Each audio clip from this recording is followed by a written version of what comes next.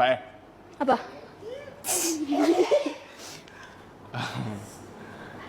Kita pejuang celik. Setahun lebih dah kenal, Dah lah. Aku sangka kita berpisah, langsung dijumpa dah balik. Aku tak tahu. Banyak lagi orang dalam AI ni. Asal kau?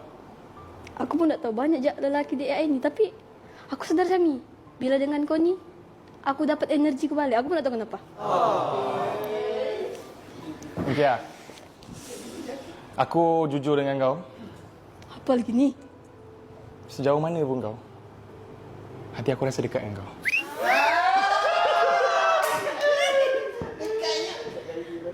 Jujur Pak aku tak adalah cemburu bila kau dengan orang lain. Cuma aku rasa rindu. Sama lah Syami.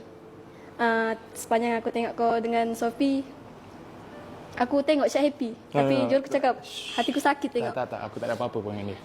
Oh, okay. Thank you Syami sebab jelaskan sekarang. Aku harap... aku tak tahu nak cakap macam ni. Apa? Syami.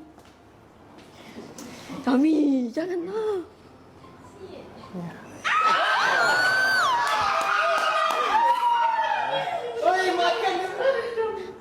Kau biar betul apa kau ni? Aku tak nak tengok muka kau lah. Kau nak ke tak masalahnya sekarang ni? Ni nasib dari kau. Kalau dari lelaki lain, aku nak ambil Syami. Dapat tengok sini ya? Bismillahirrahmanirrahim. Si jatuh, cepat. Bismillah.